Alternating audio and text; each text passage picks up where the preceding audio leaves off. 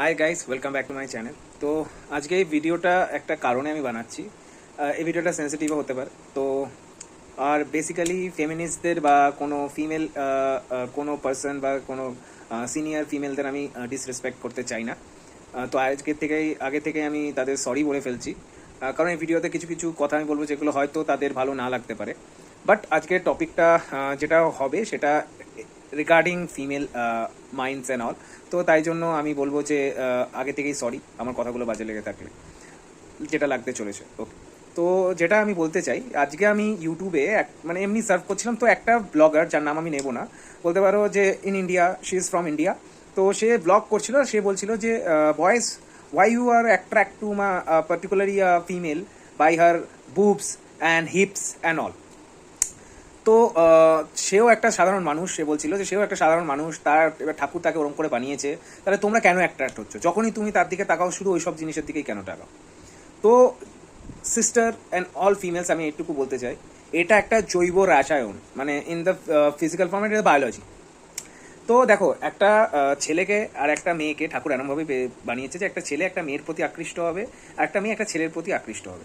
এবার কিছু কিছু জিনিস মেয়েরা ছেলের মধ্যে দেখে যেগুলো তাদের অ্যাপিলিং লাগে, তাই তারা অ্যাট্রাক্টেড হয়। আর একটা ছেলের একটা মেয়ের মধ্যে কি অ্যাট্রাকশন হয়? তার ফিগার, তার বুবস, তার হিপস, তার ফেস কাটিং, তার means body structure and their means nature of talking, তার নলেজ অ্যান্ড অল, ওগুলো তো ফ্যাক্টর আছেই। তো ডেফিনেটলি এটা দেখেই কিন্তু ফার্স্ট অ্যাট্রাক্ট হয়। তুমি একটা ছেলেকে প্রথম যখন দেখছো, একটা ফিমেল যখন একটা ছেলেকে দেখে, সে লং নাকি টল নাকি ডার্ক লাগে, তাকে কিনা হট লাগছে, তাকে তার ফিজিক্যাল স্ট্রাকচার স্ট্রং কিনা, সেই দেখেই অ্যাট্রাক্ট হয়।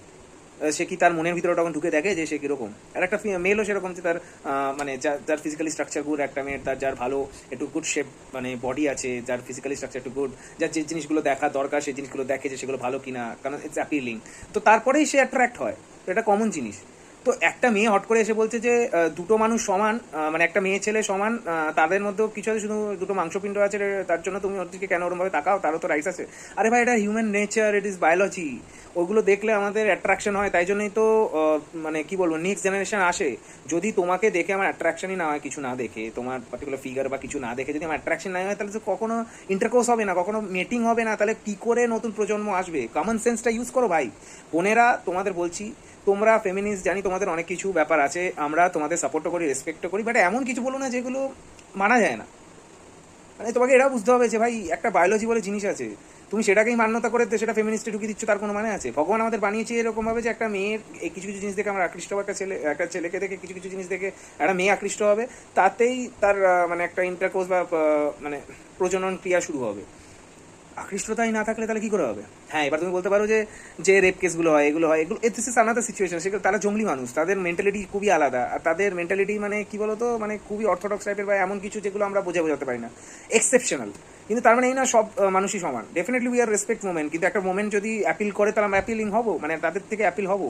আর একটা মোমেন্ট যদি এসে বিকিনি পরে দেখায়, তাহলে অবভিয়াসলি আমাদের শরীর উত্তেজিত হবে। দ্যাট ইজ বাস্তব। আর একটা কথা বলো, at the end of the video, যদি তোমাদের এখন বলো তোমরা যে যে নো, দ্যাটস নট গুড, যদি অ্যাট্রাক্ট হওয়ার কারণ কি, কেন ভাই অ্যাট্রাক্ট করছো, তাহলে ভাই তোমরা ইনস্টাগ্রামে হাফ ল্যাংটা হয়ে কেন তোমরা ভিডিও বানাও? কেন অ্যাপিল করো? ওই নতুন একটা গান বেরিয়েছে, সব ওই নতুন ট্রেন্ডিং বানিয়েছে, কিছু না একটা অ্যাপিলিং কিছু দেখিয়ে দিল, আর একটা নতুন গান বেরিয়েছে বাংলা, কি জানো? অভদ্র হয়েছি আমি। অর্ধেক মেয়েরা মেকআপ চেঞ্জ করছে, নাহলে ক্লিভেজ দেখাচ্ছে। তো ভাই তোমরা জানো যে ক্লিভেজে লোকে অ্যাট্রাক্ট হয়, তাই জন্যই তো দেখাচ্ছ। তো এগুলো কেন ভাই? আমার প্রশ্নটা এটাই, তোমরা ফেমিনিস্ট বলো, তোমরা সব কিছু একটু বুঝে কথা বলো। সায়েন্স জানো না, অশিক্ষিতর মতন কথা বলে কোনো লাভ আছে? আর যদিও তোমরা যদি এতই মানো, তাহলে বাকিদেরও বারণ করো যে ওই হাফ ল্যাংটা হয়ে নাচা ইনস্টাগ্রামে, হাফ ল্যাংটা হয়ে অভদ্র আমি গান করা, হাফ ল্যাংটা হয়ে পঞ্চি মনুকার পুঞ্চি পুঞ্চি কী সব গান বেশি ট্রেন্ডিং, আর নাচানো। তো অবভিয়াসলি নাচো কোদো, বাট কভার করেও তোমরা করতে পারো, আমাদের তাতে প্রবলেম নেই।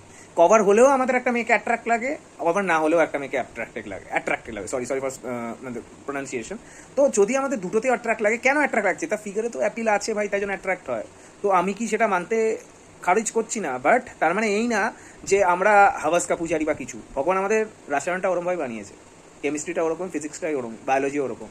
আর তোমাদের মতো যদি এটা না থাকতো, হ্যাঁ এখন আমি এলজিবিটি কমিউনিটিকে বলছি না, দোজ আর ডিফারেন্ট টিম, মানে আমি তাদের সাপোর্ট করি, বাট তাদের চাহিদা আলাদা, আমাদের চাহিদা আলাদা। আমি স্ট্রেট হিসাবে বলছি। তো এই কথাটা প্লিজ বোঝো। আর যদি বুঝতে না পারো, কিছু করার নেই, পরে ফালতু ব্লগিংগিরি করে নিজেকে একটু সেপারেট দেখানোর চেষ্টা করো না। থ্যাংক ইউ, জয় শ্রীরাম।